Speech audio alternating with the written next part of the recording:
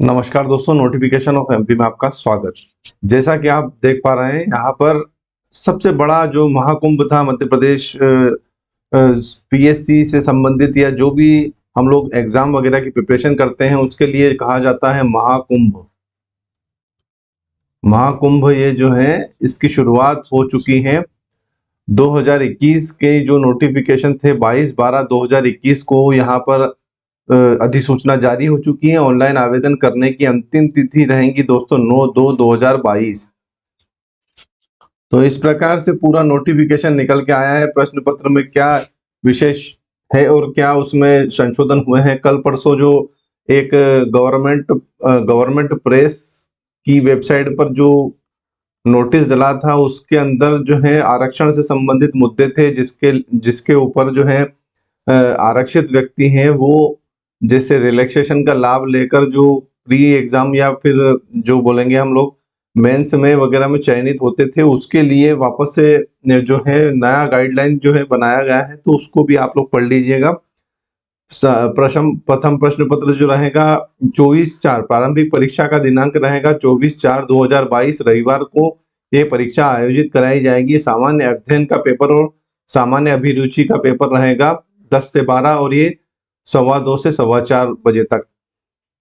तो दोस्तों इसमें इस प्रकार से पूरा ये जो है आवेदन कैसे करें, महत्वपूर्ण तथ्य ये जो है आवेदन कैसे करें इसमें आप लोग देख लीजिएगा। और फीस वगैरह क्या रहेंगी इसके भी हम लोग देखते हैं क्या इसमें पद निकले हुए हैं। विशेष ये रहेगा सामान्य प्रशासन विभाग, राज्य प्रशासनिक सेवा में उप अधीक्षक के पदों की संख्या दोस्तों है 27।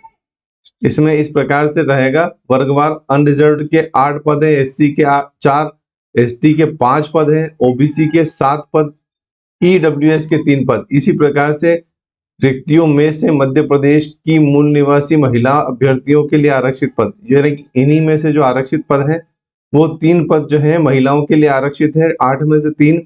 और एससी में 1 पद महिला के लिए, एसटी में 2 पद हैं, ओबीसी में 2 पद महिलाओं के लिए, ईडब्ल्यूएस में 1 पद जो है महिला के लिए आरक्षित रखा गया। मध्य प्रदेश के मूल निवासी भूतपूर्व सैनिकों के लिए आरक्षित पद इसमें से कोई नहीं है। मध्य प्रदेश मूल निवासी दिव्यांगजनों के लिए 1 पद है और इसी प्रकार से 1 पद, ये 2 पद ओएच में और 1 एमडी, मतलब क्या बोलते हैं इसको, ऑप्थेल्मिक हैंडीकैप्ड, मतलब जो आई से संबंधित रहेगा। मतलब इसमें आप लोग देख लीजिएगा कि क्या इसमें रहेगा। गृह विभाग, पुलिस विभाग का जो पद है, राज्य पुलिस सेवा डीएसपी के जो पद रहते हैं उनमें कितने पद निकले हैं दोस्तों? 15 पद डीएसपी के निकले हैं। इसमें रिक्तियों का वर्गवार विवरण हम लोग देख लेते हैं। अनरिजर्व्ड में 4 पद, एससी के 2 पद, एसटी के 3 पद, इसी प्रकार से ओबीसी के 4, ईडब्ल्यूएस के 2 पद। तो इनमें से अनरिजर्व्ड महिला का 1 पद है, इसी में से एससी का 1 पद महिला का है, एसटी में 1 पद है, ओबीसी में 1 पद है और ईडब्ल्यूएस में भी 1 पद है और बाकी में सभी जो है शून्य है। तो इस प्रकार कुल पदों की संख्या 15 है। और राज्य वाणिज्यिक कर सेवा, वाणिज्यिक कर अधिकारी जो होता है उसके पदों की संख्या 2 निकली हुई है, आप लोग इसमें से देख लीजिएगा।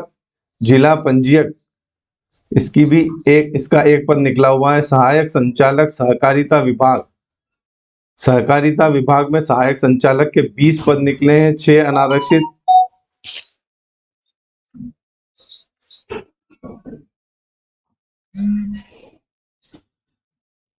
छह अनारक्षित हैं। इसमें से वाणिज्य हम लोग देख रहे थे सहायक संचालक के, तो इसमें से 6 पद जो है अनारक्षित निकले हैं। उसके बाद में हम लोग देखेंगे अनारक्षित के 6 पद हैं और एससी के 3 पद, इसी प्रकार एसटी के 4 पद, ओबीसी के 5 पद। तो ये पूरा वर्गवार विवरण में दे देता हूँ आपको, मोटा मोटा ये बता देता हूँ कि कहाँ कितने पद निकले हुए हैं। सहायक आयुक्त सहकारिता विभाग एवं सहायक पंजीयक सहकारी संस्थाएं, यहाँ पे श्रम विभाग है, तो इसमें सहकारिता विभाग का है, पूरा जो है सहकारिता विभाग का है। स्कूल शिक्षा विभाग में सहायक संचालक का मैंने आपको बताए थे 20 पद। तो अब जो श्रम विभाग है, सहकारिता विभाग है, उसमें 6 पद निकले हुए हैं।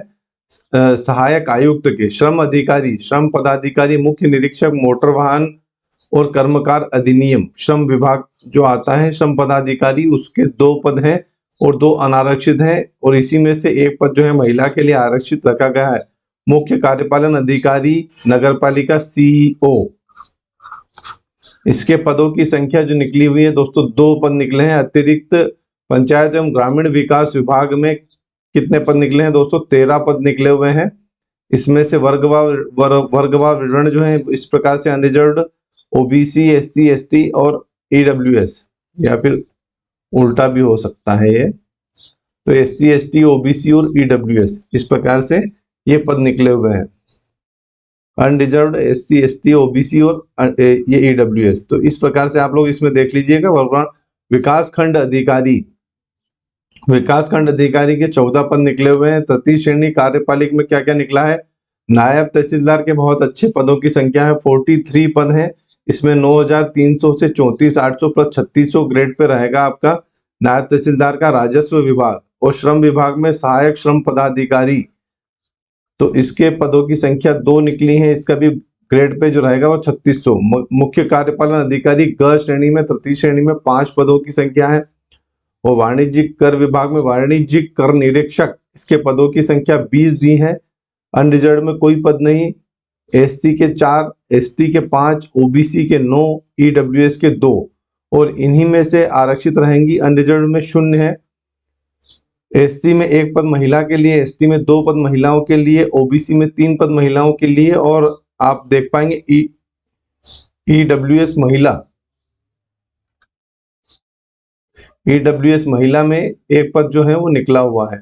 इसी प्रकार से उप पंजीयक रहेगा, उसके पदों की संख्या 6 है। इसी प्रकार सहकारिता निरीक्षक, सहकारिता विस्तार अधिकारी के 18 पद हैं, 5 पद अनारक्षित।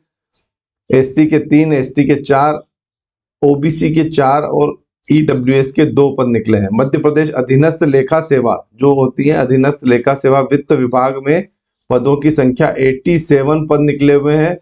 20 अनरिजर्व्ड, एससी के 2, एसटी के 23, ओबीसी के 33, इसी प्रकार से ईडब्ल्यूएस के 9, और इन्हीं में से महिलाओं के लिए जो आरक्षित पद हैं अनरिजर्व्ड के 7 हैं। एससी का 1, एसटी के 8, ओबीसी के 11 और ईडब्ल्यूएस में 3 पद हैं।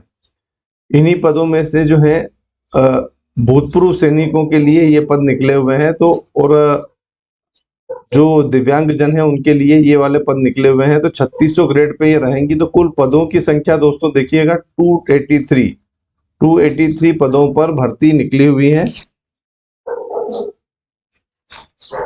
तो सबसे बड़ी जो बात यह है कि 283 पदों पर यह भर्ती पूरी आयोजित की जाएगी और इसमें आरक्षण नियम जो है वो नियमानुसार लागू होंगे दोस्तों। तो इस प्रकार से पूरा ये रहेगा।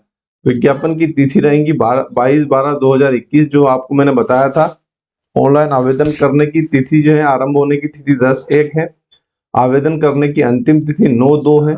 इसी प्रकार से त्रुटि सुधार करने की प्रारंभ तिथि है 15/1। उसी प्रकार त्रुटि सुधार करने की अंतिम तिथि जो रहेंगी 11/2/2022 रहेंगी। प्रवेश पत्र की उपलब्धता 15/4/2022 से उपलब्ध रहेंगे।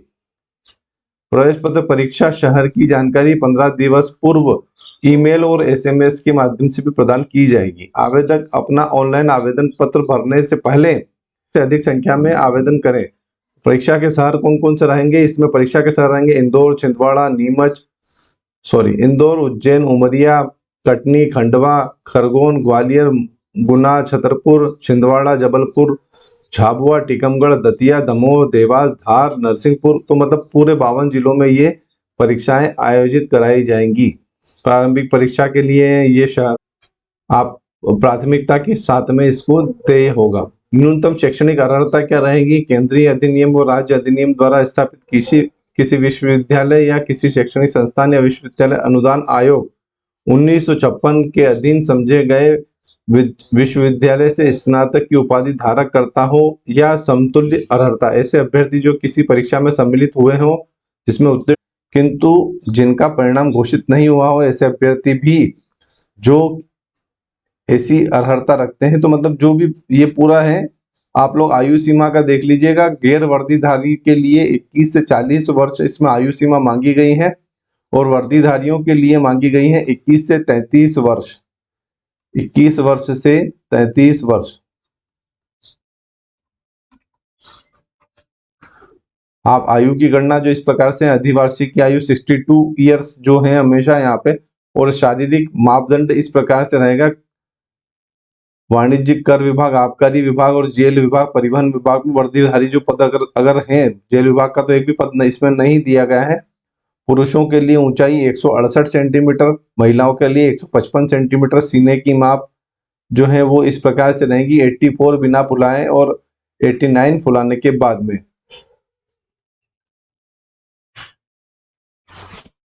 सत्येंद्र दुबे जी, गुड मॉर्निंग, सभी को गुड मॉर्निंग है। विज्ञापन उसको हम डिस्कस कर रहे हैं कि किस प्रकार से पद जो है वो निकले हुए हैं। आप लोग देख पाएंगे 250 रुपए मध्य प्रदेश के मूल निवासी, अनुसूचित जाति, अनुसूचित जनजाति और अन्य पिछड़ा वर्ग एवं दिव्यांगजनों के लिए 250 रुपए हैं। और अन्य सभी श्रेणी जिसमें आते हैं इकोनॉमिक और विकर सेक्शन भी जो है बेचारे, उनको भी 500 रुपए देना रहेंगे। और ईडब्ल्यूएस के उम्मीदवारों को और अनारक्षित को और जो राज्य से बाहर के व्यक्ति हैं उन लोगों को 500 रुपए तथा 40 रुपए पोर्टल शुल्क देना रहेगा।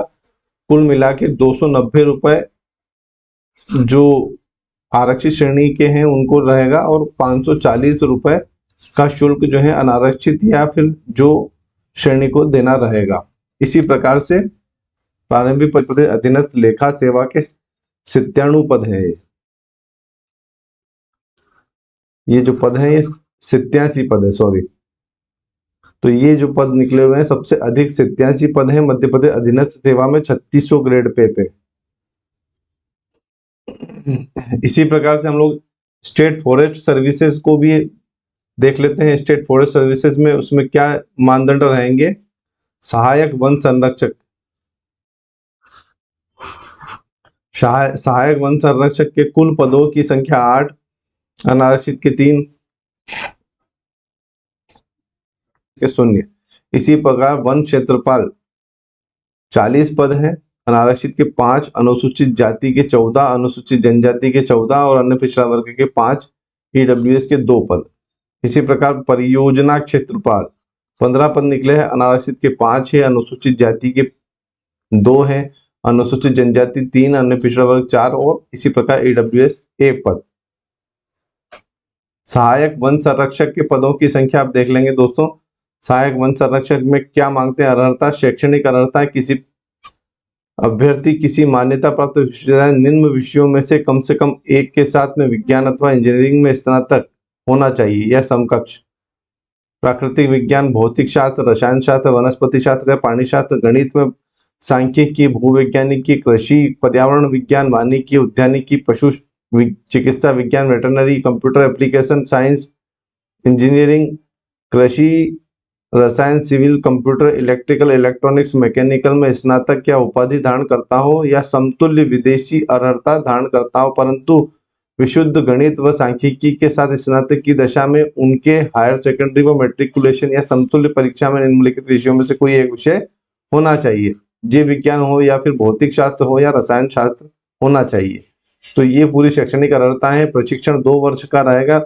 2 वर्ष की पत्रोपाधि लेने हेतु वन महाविद्यालय देहरादून अथवा शासन द्वारा निर्धारित उसके समकक्ष भारतवर्ष में किसी भी अन्य प्रशिक्षण या वन विद्यालय में प्रशिक्षण प्राप्त करना होगा। 2 वर्षों का प्रशिक्षण ये रहेगा। ACS के लिए असिस्टेंट कंजर्वेटिव ऑफ फॉरेस्ट, उसके लिए ये एग्जाम, ये जो है पूरा कोर्स करना पड़ेगा। शारीरिक मापदंड बिंदु 3 में दिखाया गया है। पद का नाम है वन क्षेत्रपाल। फिर से ये 36,200 से 1,14,800 इसका वेतन बैंड रहेगा। राजपत्रित द्वितीय श्रेणी है ये, और ये राजपत्रित द्वितीय श्रेणी, ये भी राजपत्रित द्वितीय श्रेणी है। इसका वेतन बैंड जो रहता है 5600 वाली ग्रेड रहेगी, 56,100 से 1,77,500। और इसमें जो ग्रेड है वो 36,200 से 1,14,800 शैक्षणिक अर्हताएं इस प्रकार से हैं। उम्मीदवार के साथ में भारत में मान्यता प्राप्त किसी विश्वविद्यालय से विज्ञान, यांत्रिकी, कृषि, वानिकी में या समतुल्य में विदेशी अर्हता होना चाहिए। भौतिक शास्त्र, रसायन शास्त्र, प्राणी शास्त्र, वनस्पति शास्त्र या भूगर्भ शास्त्र, गणित, सांख्यिकी, वानिकी, कृषि, उद्यानिकी, यांत्रिकी में से कोई एक होना अनिवार्य। प्रशिक्षण 18 माह का रहेगा। भारतवर्ष में कहीं भी हो सकता है वो। शारीरिक मापदंड जो है निर्धारित तीसरे नंबर के बिंदु में आपको निर्धारित किया जाएगा। पद का नाम है परियोजना क्षेत्रपाल।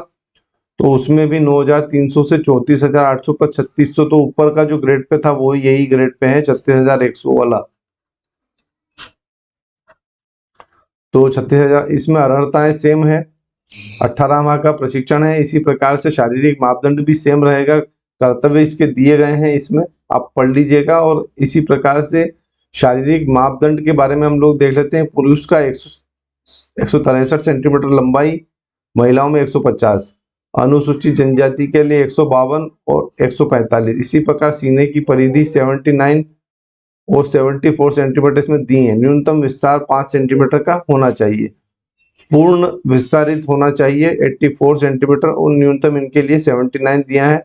शारीरिक क्षमता परीक्षण 4 घंटे पैदल चाल रहेगी 25 किलोमीटर, और सहायक वन संरक्षक हेतु 14 किलोमीटर वन क्षेत्रपाल परियोजना के लिए महिलाओं के लिए है। ये केवल महिला उम्मीदवारों के लिए 14 है। और इसी प्रकार से वन क्षेत्रपाल जो है वो 16 किलोमीटर इनकी रहेंगी। तो दोस्तों पूरी शैक्षणिक अर्हताएं वगैरह हम लोग आपको दिखा दी। आयु सीमा इस प्रकार से रहेगी। सहायक वन संरक्षक हेतु 21 वर्ष की आयु पूर्ण कर लियो, किंतु 40 वर्ष, 21 से 40 वर्ष दिए हैं। और बाकी के जो 2 दिए हैं उसमें 21 से 33 वर्ष तक आयु सीमा का निर्धारण किया जाएगा। इसमें भी आपको अलग से आवेदन करने की जरूरत नहीं रहेगी। देख लीजिएगा, मध्य प्रदेश के मूल निवासी के लिए 250 रुपये, जो आरक्षित श्रेणी में आते हैं उनको 250 रुपये देना रहेंगे, और जो अनारक्षित श्रेणी वो ईडब्ल्यूएस में आते हैं उनको 500 रुपये और 40 रुपये अलग से शुल्क जो रहेगा वो सेम रहेगा। तो दोस्तों ये पूरा मैंने आपको बता दिया है। उन्हें अभी तक सब्सक्राइब नहीं किया है तो सब्सक्राइब कर दीजिएगा, और अन्य अपडेट्स के साथ में मैं उपस्थित होता हूं आपके साथ में। नोटिफिकेशन ऑफ एमपी परिवार आपके लिए हमेशा तत्पर है, और इसी प्रकार की महत्वपूर्ण जानकारियों के लिए आप बने रहिए मेरे साथ में। जय